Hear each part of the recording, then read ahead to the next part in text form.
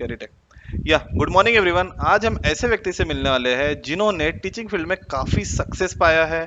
उनके आज एक्सपीरियंसेस आज हम शेयर करेंगे यहाँ पे, और आज हम उनसे डिस्कस करेंगे। ओके, यहाँ पे एक्सपीरियंस तो शेयर कर रहे हैं, एज वेल एज हम डिस्कस करेंगे कि अपकमिंग जनरेशन को क्या क्या स्टेप्स लेना चाहिए सो दैट कि वो अपने पैशन को या वो अपने ड्रीम को फॉलो करे, या वो अपने को एक ऐसे प्लेटफॉर्म पे लेके जाए जहाँ पे वो एक सक्सेसफुल पर्सन बन सके। ओके, तो good morning sir, good morning Vaibhav sir. So good कैसे मॉर्निंग हो आप? अभिषेक। मैं तो बहुत अच्छा हूँ। आप कैसे हो? मैं भी ठीक हूँ सर। मुझे आपसे बस कुछ सवाल पूछने थे, क्योंकि मुझे काफ़ी स्टूडेंट्स के क्वेश्चंस आए हैं कि मुझे एक ऐसे टीचर से बात करना है, मुझे एक ऐसे टीचर्स के कुछ लाइफ जर्नी जो है, जैसे कि मैंने काफ़ी सुना है आपके बारे में। वैसे तो मैं आपसे काफ़ी पहले से ही टच में हूँ कि आपने स्टडी से लेके आज आप एक ऐसे टीचर हो कि आपने काफ़ी स्टूडेंट्स को पढ़ा के उन्हें एक प्रॉपर जगह पे भेजा है, उन्हें एक गवर्नमेंट जॉब लगवा के दी है। तो उसी के बारे में आज मैं आपसे डिस्कस करना चाहता हूँ सो दैट कि जो अपकमिंग जनरेशन है उनको इससे हेल्प मिले।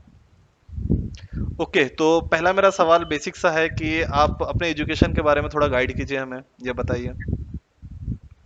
Hello dear students. देखिए, अ, मेरा जो गांव है वो महाराष्ट्र के विदर्भ नाम का एक रीजन है। उसमें यवतमाल नाम का एक डिस्ट्रिक्ट है, उसमें पांढरकौड़ा नाम का मेरा गांव है। तो मेरी जो एजुकेशन है वो पांढरकौड़ा में ही कंप्लीट हुआ 10th तक। उसके बाद मैंने 12th की पढ़ाई भी पांढरकौड़ा से ही की है। उसके बाद मुझे 12th में अच्छे परसेंटेज थे, तो मुझे डिप्लोमा इन एजुकेशन उस वक्त उसका बहुत ज़्यादा क्रेज था। और मेरे घर वालों को लगता था कि मेरा बच्चा जो है वो जल्दी से जल्दी सेटल हो जाए। तो फिर मैंने डीएड किया। उसके बाद मुझे जेडपी टीचर का जॉब लगा, जो मैंने ज्वाइन नहीं किया क्योंकि मुझे यूपीएससी करना था। तो मैं यूपीएससी करने के लिए पुणे गया था, क्योंकि उस वक्त ऑनलाइन एजुकेशन सिस्टम जो था वो उतना फेमस नहीं था। तो मैंने डीएड किया और उसके बाद मैंने बीए किया। और बीए के बाद मैंने एमए किया। बाद में सेट नाम की जो एग्जाम है वो मैंने क्रैक की। बाद में एलएलबी को भी मैंने अप्लाई किया। और अभी मैं पीएचडी जो है वो पीएचडी मैं अभी कर रहा हूँ। नाइस, मतलब इसमें काफी इतनी चीजें आ गई ना कि जिसका आइडिया मुझे भी नहीं है। But literally it will be helpful for all the student, या जो भी ये वीडियो को देख रहे हैं, या टीचर्स, या जो यूपीएससी को फॉलो करना चाहते हैं, उनके लिए भी काफी हेल्पफुल रहेगा।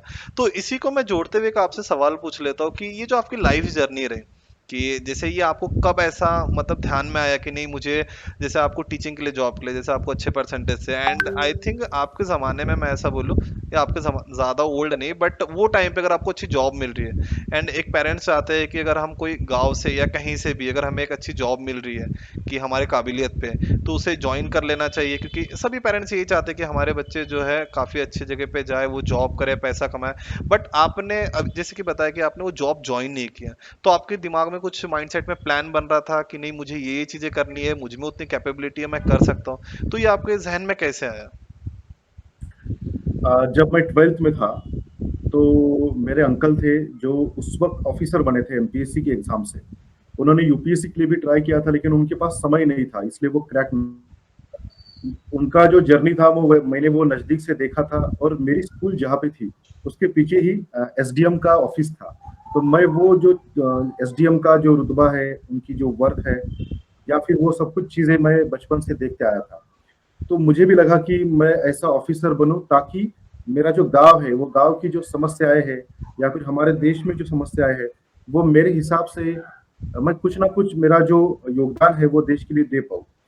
तो जब मैं 12th की एग्जाम पास हो गया तो मैंने घर वालों से कहा था कि मैं मुझे ऑफिसर बनना है। ओके। क्योंकि मुझे पता था कि मुझ में वो जो बेसिक टैलेंट है वो है। और अगर मैं प्रिपरेशन करता हूँ, मेहनत करूंगा, तो आराम से ऑफिसर बन जाऊंगा। लेकिन घर वालों ने कहा कि तू खुद के पैरों पे स्टैंड हो जा, और बाद में तुझे जो करना है वो तू कर। तो मैं उस वक्त मैं स्टैंड नहीं ले पाया, और मैं डीएड के लिए चला गया। और डीएड की जो एग्जाम थी वो मैंने क्रैक कर ली। और एंट्रेंस एग्जाम से मैं टीचर जो था उसके लिए जितने मार्क जरूरी थे वो तो मुझे मिले। लेकिन मैंने उस वक्त सोचा कि मैं 12th में स्टैंड नहीं ले पाया, लेकिन मैं आज स्टैंड लूंगा। क्योंकि मेरा सपना था कि मुझे ऊंचा उड़ना है, और ऊंचे उड़ने वाले पंछी कभी पेड़ों से दिल नहीं लगाते। तो फिर मैंने वो स्टैंड लिया। मैंने घर वालों से बोला कि आप मुझे 2-3 साल का समय दीजिए, ताकि मैं मेरा सपना पूरा कर पाऊँ। फिर मैं पूना आया। और पुणे में मैंने यूपीएससी की प्रिपरेशन की। मैंने 2 मेंस भी लिखी है। और उसके बाद मैंने एमपीएससी की भी 2 मेंस लिखी है। लेकिन उस वक़्त मेरे पिताजी रिटायर्ड हो गए और मेरा दूसरा भाई भी था। तो उस वक़्त मुझे किसी भी कारणों से मुझे वापिस आना पड़ा। फिर मैंने कोचिंग जॉइन किया क्योंकि मैंने बहुत सारा नॉलेज लिया था और मैंने सोचा कि जो नॉलेज मुझे मिला है और ये नॉलेज अगर आने वाली जो जनरेशन है अगर उनको मिलता है, तो बच्चे जो है वो ऑफ़िसर बन पाएँगे। तो मैंने पढ़ाना चालू किया। फिर मैंने पढ़ाया, फिर यूनिक अकेडमी मैंने जॉइन की। यूनिक एकेडमी के बाद फिर बीच में कोरोना का पीरियड आया, तो उस वक़्त ऑफ़लाइन जो क्लास थे वो पूरे बंद हो चुके थे। तो मैंने ये सोचा कि क्यों ना हम हमारा जो नॉलेज है वो ऑनलाइन प्लेटफ़ॉर्म पे शेयर करें ताकि ज़्यादा से ज़्यादा बच्चे जो है, उसे वो नॉलेज मिले जो एग्ज़ाम के लिए ज़रूरी होता है। बच्चों को ये पता चले कि एग्ज़ाम ओरिएंटेड प्रिपरेशन क्या होती है, ताकि घर बैठ के जो बच्चे हैं वो उनका सपना पूरा कर सकें। तो सपना तो हर कोई देखता है। सपना देखने के लिए तो कोई अमीर या गरीब होना ज़रूरी नहीं है। सपना हर किसी का हक होता है, लेकिन पूरा करने के लिए जो चाहिए वो उनको नहीं मिल पाता। तो मैंने ये सोचा कि वो हर बच्चे को मिले। तो फिर मैंने अनअकैडमी जॉइन की। अनअकैडमी के बाद बायजूस नाम का जो सबसे बड़ा ऑनलाइन प्लेटफ़ॉर्म है इंडिया का, वो मैंने जॉइन किया और वहाँ पे भी मैंने मेरा जो एक्सपीरियंस था वो बच्चों के साथ शेयर किया। और उसके बाद अभी टेक्स्ट बुक में हूँ और टेक्स्ट बुक तक का जो जर्नी है, उस जर्नी में अभी तक 44 स्टूडेंट जो है, वो ऑफिसर बन गए हैं, जो एमपीएससी से लेके तलाठी तक यानी क्लास 1 से लेके क्लास 3 तक बच्चे जो है जो मेरे स्टूडेंट्स हैं वो अभी ऑफिसर हैं और गवर्नमेंट में काम कर रहे हैं। Literally congratulation. एंड मुझे ऐसा लगता है अगर वो फील्ड में जाते या अगर आप एक ऑफिसर बनते तो हमें एक ऑफिसर मिलता था, बट आपने ऐसे 44 ऑफिसर बनाए। Literally congratulation for this.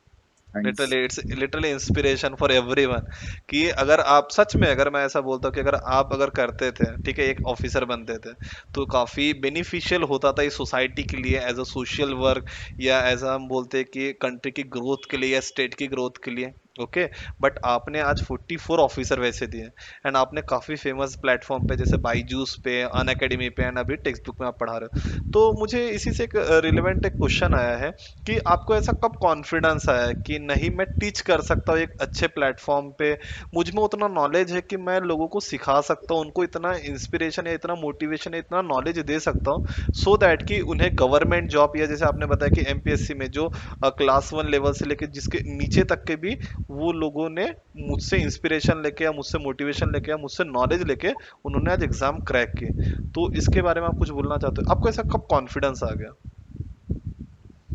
इसके रिगार्डिंग कुछ बेसिक जो चीज़ें है वो मैं बताना चाहता हूँ। जैसे आप अगर इंजीनियरिंग की पढ़ाई पढ़ाई करते हो तो आपको इंजीनियरिंग का नॉलेज मिलता है। आप एमबीबीएस की पढ़ाई करते हो तो आपको उसका नॉलेज मिलता है।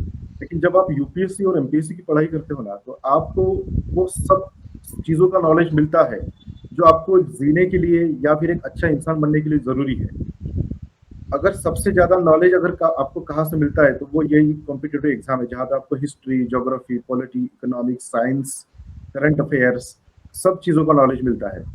तो अगर कोई बंदा या फिर अगर कोई स्टूडेंट्स या कोई पर्सन अगर एमपीएससी और यूपीएससी की एग्जाम की प्रिपरेशन करता है और आगे जाके अगर उसको अगर उसमें सक्सेस नहीं भी मिलता है तो इसका मतलब ये नहीं है कि वो कुछ नहीं कर पाएगा। वो उतना कर पाता है जो कोई इंजीनियर या डॉक्टर से भी वो ज़्यादा कर सकता है। जब मैंने 3, 4, 5 साल मैंने प्रिपरेशन की, तो उसके बाद मुझे ये एहसास हुआ था कि 5 साल के पहले जो मैं था और आज मैं जो हूँ, उसमें बहुत ज़्यादा डिफरेंस है। मैं एक साथ मैं बहुत सारे सब्जेक्ट भी पढ़ा सकता हूँ। मैं इसके अलावा जो कोई और जो एजुकेशन है वो मैं वो आराम से कर सकता हूँ। मैं एमबीए कर सकता हूँ। अगर मुझे पत्रकार बनना है तो मैं पत्रकार भी बन सकता हूँ। लेकिन मैंने सोचा कि मैंने जो नॉलेज लिया है, मैं वो बच्चों के साथ शेयर करूँ कि जहाँ पे मैंने मिस्टेक की है, वो आने वाली जो जनरेशन है वो ना करे। तो मुझे प्रिपरेशन के बाद ही वो एहसास हुआ था कि अभी मेरे पास एक पर्याप्त नॉलेज है, जो मैं बच्चों को आराम से शेयर कर सकता हूँ। ओके, तो तो ऐसे कहा जाता है कि यूपीएससी और एमपीएससी में के जंग में हारा हुआ हाथी भी बहुत कुछ पाता है। और ज़िंदगी में कुछ कुछ ना कुछ आराम से कर सकता है। Cool cool. बिल्कुल आपने बात सही कही है, जैसे कि यूपीएससी को टफेस्ट एग्जाम मानी जाती है, एंड एमपीएससी भी कुछ कम नहीं है, it's kind of toughest exam. And अगर आप उसमें सभी सब्जेक्ट्स पढ़ते हो जैसे हिस्ट्री, पॉलिटिक्स, या आप वहाँ पे जनरल अवेयरनेस, तो आप इसमें क्या करते हो कि आप अप टू डेट तो रहते ही हो, साथ ही साथ आप बाकी चीज़ों का भी नॉलेज इसमें काफ़ी अच्छा गेन कर लेते हो, लिटरली। ओके, तो मुझे आपसे यही पूछना है कि आपका ओवरऑल ईयर ऑफ एक्सपीरियंस कितना है, जैसे कि अगर मैं आपकी जर्नी के बाद बोलता हूँ, तो आपका ओवरऑल एक्सपीरियंस कितना है, अगर मैं ये जानना चाहूँ तो। शुरुआत में जब मैंने पढ़ाना शुरू किया तो वो साल था 2017, और 2017 से मैंने नागपुर से पढ़ाना चालू किया था, तो आज 2023 चल रहा है। तो एक 7 ईयर का जो मेरा एक्सपीरियंस है वो रहा है। मैंने ऑफलाइन में भी पढ़ाया है, और मैंने भारत की जो सबसे बड़ी ऑनलाइन टीचिंग एकेडमीज है वहाँ पे भी पढ़ाया है। तो ओवरऑल एक्सपीरियंस जो है वो 7 ईयर का रहा है। Nice nice. तो इसी को लेके आपके लाइफ में ऐसा कभी आया मोटिवेशन या डीमोटिवेशन कि नहीं यार, जैसे मैं ड्यूरिंग प्रिपरेशन टाइम कि मैं इतना पढ़ रहा हूँ, मुझसे नहीं हो रहा, तो लेट इट भी, मैं इसे छोड़ देता हूँ, कोई दूसरी जॉब कर लेता हूँ, तो कभी आपके ऐसे जहन में आया कि नहीं ये मुझसे नहीं हो पाएगा? जैसे आप कोई टीचिंग फील्ड में भी पहुंचे हो जहाँ पे आपने आज 44 गवर्नमेंट एम्प्लॉयज में बोल सकते हो कि आपने जिन्हें ट्रेन किया, जिन्हें आपने सिखाया, बट उसके पहले जब आप जर्नी से ट्रैवल कर रहे थे, माइट भी आपको गाइडेंस प्रॉपर मिला, या कुछ सिचुएशन के हिसाब से कहीं ना कहीं कुछ चीज़ें छूट जाती है, बिकॉज ऑफ दैट रीज़न हमारा सिलेक्शन नहीं हो पाता है, बट वो टाइम पे कभी आपको ऐसा डिमोटिवेट फील हुआ कि नहीं मुझे नहीं करना है, या हमेशा आप मोटिवेटेड ही रहे कि नहीं मुझे करना है तो एटेन्यू मैं कर ही लूंगा? दुनिया में ऐसा कोई भी सेक्टर नहीं है कि जहाँ पे हर किसी को डीमोटिवेटेड फील नहीं होता है। हर कोई चीज, हर कोई फील्ड में आपको कभी कभी तो ऐसा लग ही सकता है कि आप डीमोटिवेट हो रहे हो। लेकिन सबसे इम्पोर्टेंट चीज वहां पे ये होती है कि आप खुद को किस तरह से मोटिवेटेड रखते हो, है ना? यही सबसे इम्पोर्टेंट चीज होती है। तो मैंने ये बचपन से सीखा था कि अगर आप डीमोटिवेटेड होते हो तो आप वो हर चीज आप खो बैठोगे जो आपको पानी है। तो उस पे सबसे बेहतर जो उपाय है वो क्या है? तो आप हमेशा आगे देखिए, है ना? होने के लिए तो आपके पास सब कुछ है, या फिर कुछ नहीं होगा, लेकिन पाने के लिए तो आपके पास आपने सपना देखा है वो हमेशा रहेगा। तो मोटिवेशन, डीमोटिवेशन, चढ़ाव उतार आपकी जिंदगी में हर बार आएंगे, लेकिन आपको उसको नहीं देखना है। आपने जो सपना देखा है आपको उस पर फोकस करना है। तो मैंने हमेशा, जब भी मेरे जीवन में ऐसा दौर आया, तो मैंने हमेशा खुद से बात की। हम क्या करते हैं, बाहर वाले दुनिया से बात करते हैं, लेकिन उससे कुछ नहीं होता है, क्योंकि आपको उस टाइम बाहर निकालने के लिए सबसे इम्पोर्टेंट जो पर्सन होता है वो आप खुद होते हो। तो आप खुद से बात कीजिए, है ना? खुद को मोटिवेटेड रखिए। तो मैंने हमेशा खुद से बात की, मैंने मेरे खुद के लिए समय निकाला, और मैंने हमेशा इस पे हर बार मात की है ना? मैंने हर बार इसको हराया है। तो फिर इसीलिए मैंने यहाँ तक की जो जर्नी है, वो यहाँ तक की जर्नी मैंने अभी अचीव की है। सर इसी के बेसिस पे मैं क्वेश्चन पूछना चाहूँगा कि जैसे कि आजकल के स्टूडेंट क्या करते हैं कि जैसे पढ़ाई करने के बाद कि if they have some time like 10 to 15 minutes, तो वो करते हैं कि जैसे मोबाइल यूज़ कर लेते हैं, रील्स वगैरह देख लेते हैं, या कोई पर्सन से बात कर लेते हैं। तो इस बेसिस पे आपका क्या कहना है कि अगर वो ये सब चीज़ें छोड़ के अगर खुद का मी टाइम अगर निकाले और खुद को समझे, तो I think that is most important thing. So what's your thought? Bharat, ये जो देश है वो बहुत बड़ा देश है, बहुत महान देश है, क्योंकि यहाँ पे सिखाया गया है कि स्व को जानिए, यानी आप कौन हो, आप क्या हो। लेकिन सबसे इम्पोर्टेंट चीज ये है कि हमको कभी पढ़ाया नहीं गया है कि आप खुद को पहचानिए, ये कभी नहीं पढ़ाया गया है। हम हमेशा बाहर देखते हैं। तो मेरा ये मानना है कि हर किसी ने खुद के साथ कुछ ना कुछ वक्त बिताना चाहिए, है ना? क्योंकि इससे क्या होता है कि आप हमेशा आपके ट्रैक पे रहते हो, और हमेशा आप जो आपने जो सपना देखा है ना, उस सपने की तरफ आप बढ़ते चले जाते हो, है ना? तो मैंने हमेशा यही किया है कि मैंने खुद से बात की है, और हमेशा मैंने खुद को पहचाना है कि मैं कर सकता हूँ, है ना? तो इससे है ना बहुत ज्यादा इम्पैक्ट जो है वो मुझ पे पड़ा है। मतलब सबसे ज्यादा इंपॉर्टेंट ये है आज लाइफ के जर्नी में कि हम जैसे दूसरों से बात करते हैं तो माइट भी वो सच बोले झूठ बोले, माइट भी कोई हमारा अच्छा यस, चाहे बुरा चाहे, खुद के लिए मी टाइम निकाल के अगर हम खुद कॉन्फिडेंट रहे तो एक्चुअली हम कोई भी चीज में सक्सेस, या एक दूसरी चीज में ऐड करना चाहूंगा, अगर हम कंसिस्टेंट है उस चीज से लेके, यस, यस। कि आप अगर बीच में छोड़ ना देते हो तो डेफिनेटली हमें वो चीज मिल ही 3 जाती चीज़ें बहुत ज़्यादा इम्पोर्टेंट है। है। हम जब प्रिपरेशन करते थे तो उस वक़्त ये 3 डी को बोला जाता था, 3 डी। हम्म, एक डिवोशन है, एक डिटर्मिनेशन है और एक डेडिकेशन है। तो अगर ये 3 चीज़ें किसी भी इंसान की ज़िंदगी में रहती है ना, तो वो हमेशा जो चाहता है वो पा सकता है।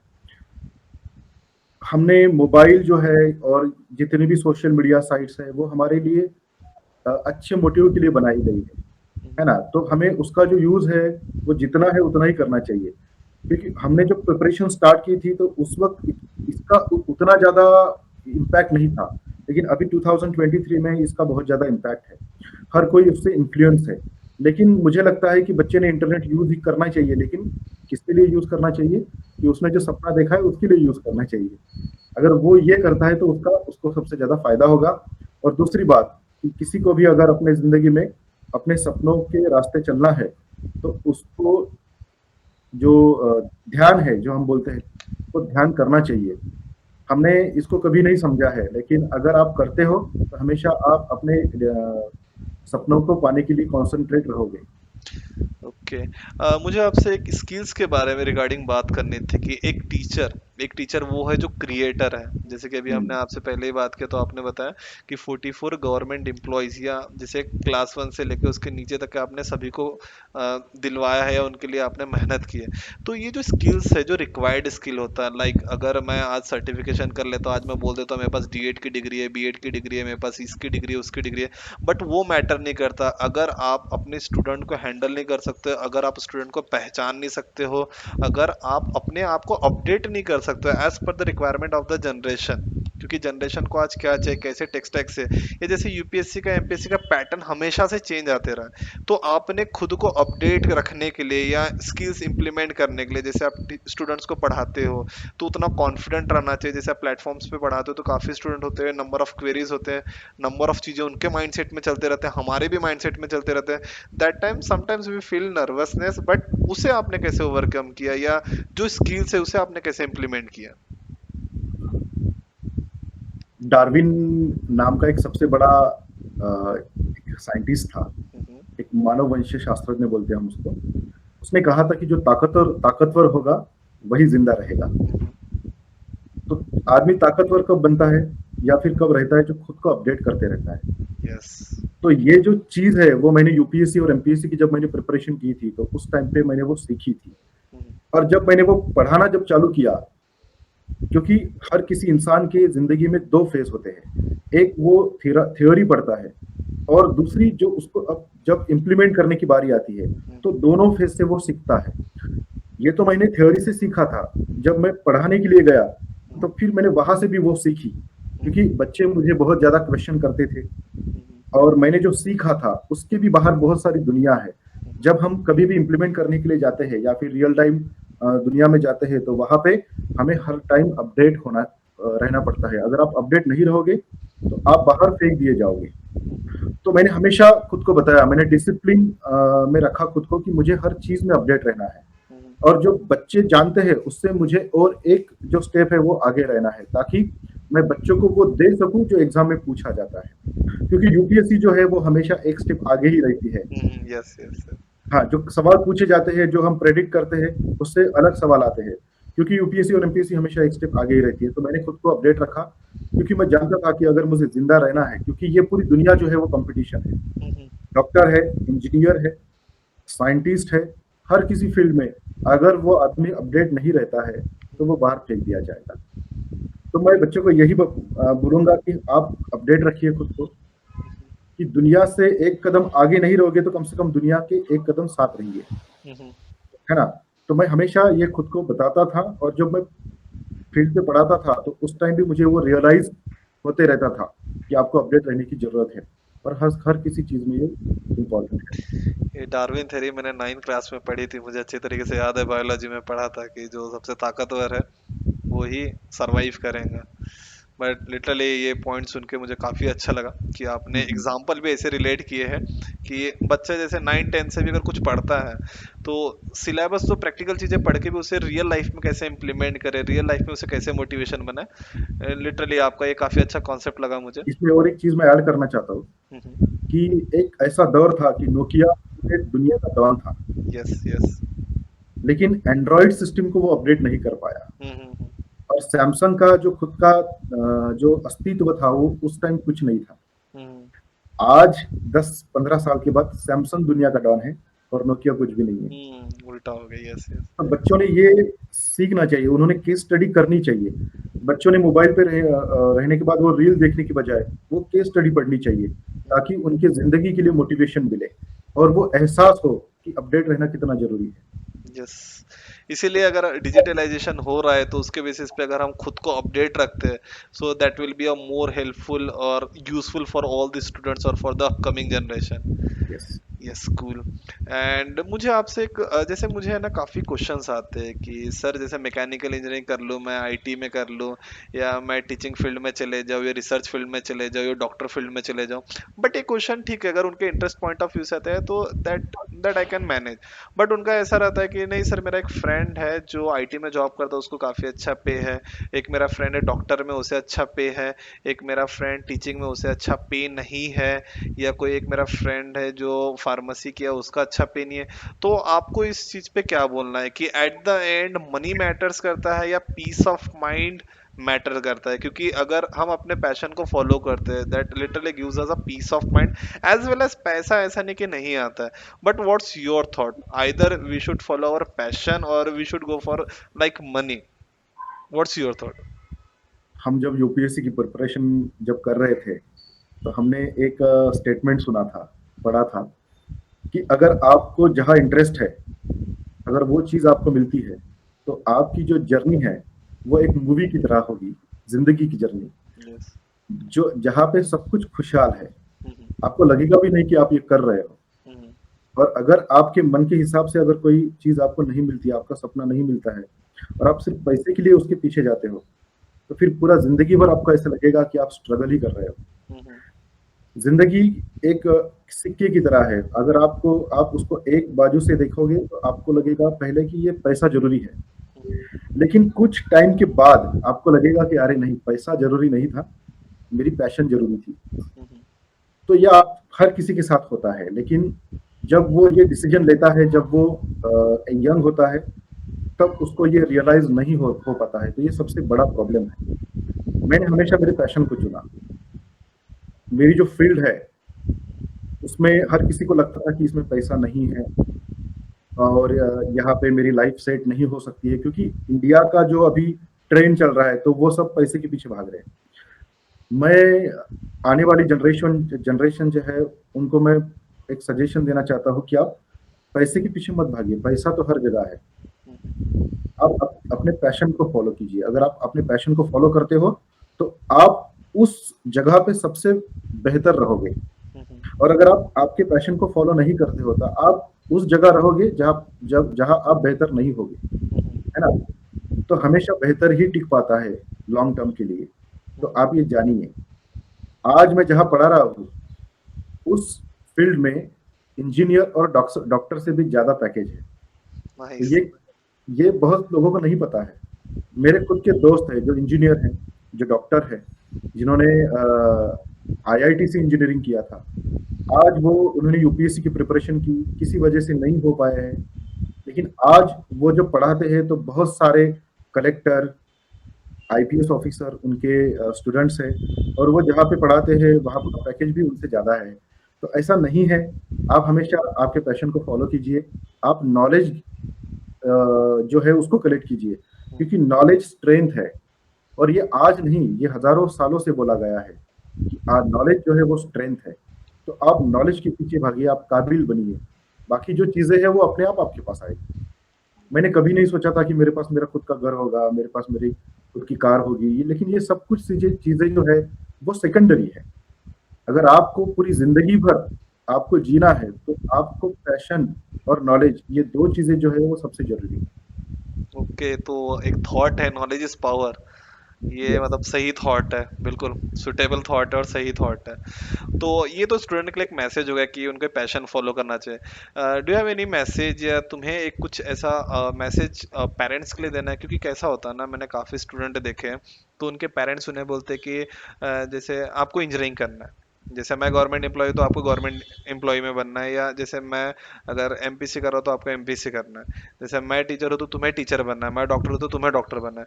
इस थॉट प्रोसेस पे आप कुछ बोलना चाहते हो एक पेरेंट के लिए मैसेज की, जिसे जिससे पेरेंट समझ सके कि इससे ज्यादा इंपॉर्टेंट है बच्चे का माइंडसेट, बच्चे का पैशन? इसके लिए आप कुछ मैसेज देना चाहेंगे to all the parents?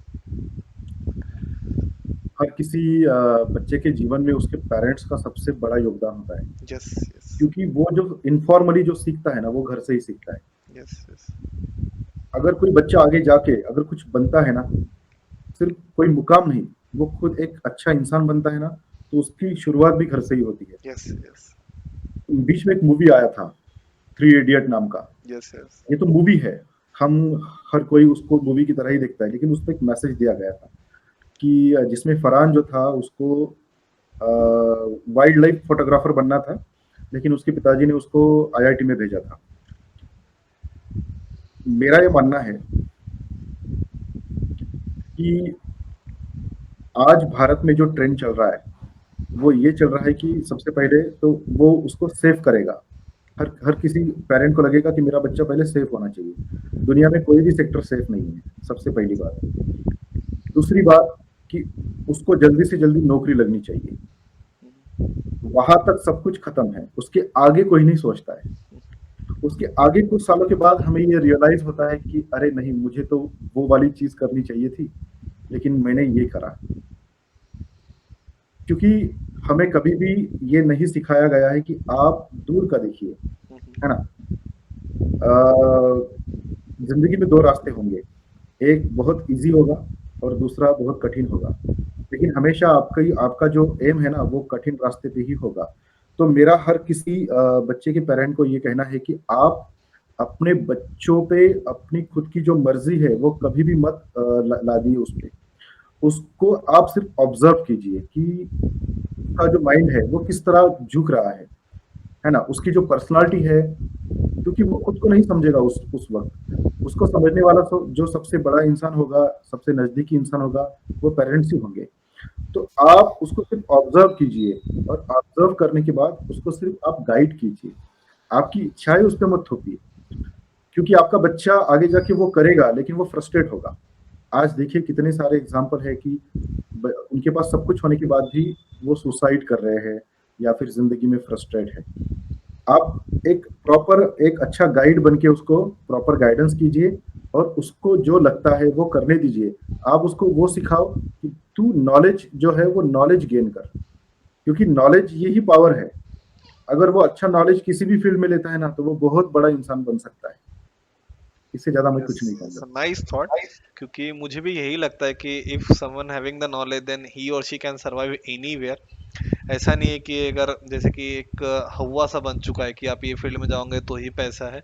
But मुझे ऐसा लगता है कि अगर आप जो चीज़ में कंसिस्टेंट हो तो उसमें आप काफ़ी अच्छा मुकाम हासिल कर सकते हो। एंड बराबर है। बाकी सब सेकेंडरी चीज़ें तो चलती रहती है, but that is most important thing कि आपको वो पूरे लाइफ टाइम तक की चीज़ें करनी है, आपको वो यस। चीज़ें लेके चलनी है। ओके, सो काफ़ी अच्छा रहा आपसे बात करके। And last thing from my side, do you have anything कि आप वो शेयर करना चाहोगे सभी से, आपके लाइफ का एक कोई भी एक छोटा सा ग्लिम्स की, जहाँ पे आपको ऐसा लगा कि नहीं ये एक चीज है जो मैं सभी को बताना चाहता था अपने पूरे लाइफ में? आपके लाइफ में एक ऐसा ग्लिम्स है या ऐसा एक कुछ एक्शन या कुछ? ये चीज तो हर किसी को लागू पड़ती है कि ओके। इंसान का एक स्वभाव है कि वो उसके पास जो है उस पे वो फोकस नहीं करता है, तो वो कल पे ज्यादा फोकस करता है। आप आज पे फोकस कीजिए। फॉर एग्जाम्पल, अगर आप 10th में हो तो 10th पे फोकस कीजिए, क्योंकि 10th का जो सिलेबस है वो इस तरह से डिजाइन किया है कि उसका आपकी जिंदगी में कोई इंपॉर्टेंट रोल हो। उस उसको अच्छे से निभाइए, उसको अच्छे से पढ़िए। आप 12th में हो तो उसको अच्छे से पढ़िए। यानी मेरे मेरे बोलने का मतलब ये है कि आप आपका जो आज है उसको बेहतर बनाने की कोशिश कीजिए, क्योंकि आज ही बेहतर बन के आगे जाके आपकी जिंदगी बेहतर बनाएगा, कूल कूल। है ना? मतलब आपका या यही कहना है कि प्रेजेंट एक्शन ही आपका फ्यूचर बनाएगा। यस, क्योंकि हमें हमें ये पढ़ाया नहीं जाता है। हम 10th में रहते हैं और फोकस एमबीबीएस पे करते हैं। वो मत कीजिए, क्योंकि एमबीबीएस में भी वही पूछा जाएगा जो 10th में आपने पढ़ा है। यस। क्योंकि मैंने काफी सुना है कि यूपीएससी एमपीएससी में 8th क्लास या 7th या 6th यस, क्लास से हिस्ट्री सिविक्स जो रहता है वो सब चीजें भी आती है। या जो हमारा बेसिक है, जैसे अगर मैं कोई भी फील्ड में जाता हूँ तो उसका बेसिक नॉलेज मुझे यहीं से सबसे आना है, 8 9 10 यहीं से सब कुछ आना है। जब हमने यूपीएससी की प्रिपरेशन शुरू की थी तो हमें ये बताया गया था कि आप 6th स्टैंडर्ड से पढ़िए, तो हमारा ईगो हर्ट हो गया था कि अब हम पोस्ट ग्रेजुएट है और अब 8th स्टैंडर्ड से कैसे पढ़ेंगे, क्योंकि हमें हमने 8th स्टैंडर्ड में जो पढ़ा तो वो 8 को पास करने के लिए पढ़ा था, लेकिन वो नॉलेज गेन करने के लिए नहीं पढ़ा था, ओके। है ना? तो हर चीज आपकी जिंदगी में मायने रखेगी, तो हर चीज को है ना बारीक से पढ़िए, समझदार बनिए। यस, मतलब मैं इसे अगर कंक्लूड करना चाहूँ तो आपका ये कहना है कि पहली बात तो ये कि हमें पैशन को फॉलो करना चाहिए। ठीक है, यस, एक पेरेंट के लिए मैसेज है कि उन्हें अपने किड को ऑब्जर्व करना चाहिए एज वेल एज गाइड करना चाहिए, बट अपनी जो इच्छा है उन पे थोपना नहीं चाहिए। थर्ड चीज आप ये बोल रहे हो कि हमें प्रेजेंटली जो हम वर्क करें उसी से हमारा फ्यूचर डिफाइन होता है।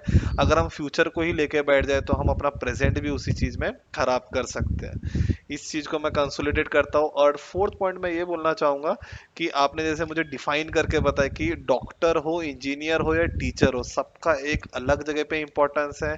अगर हम पे स्केल पे भी जाते तो कोई भी कहीं पे भी ऐसा ऐसा नहीं है कि वो पे स्केल ज्यादा है या कम है, सभी सेम है। बहुत अच्छा लगा मुझे आपसे बात करके। थैंक यू वैभव सर आपका टाइम निकालने के लिए। काफी मतलब मुझे भी लगा था कि आप इंटरव्यू दोगे नहीं दोगे, इतने बिजी हाँ, रहते हो, but literally thank you from my side. Thank you from my team, thank you from everyone, from the student, from the teachers, from the in fact parents, जो भी स्टूडेंट के पेरेंट्स है, कि उनके लिए एक मोटिवेशन रहेगा। Thank you sir. Thank you sir, thank you. या थैंक यू। बाय। बाय।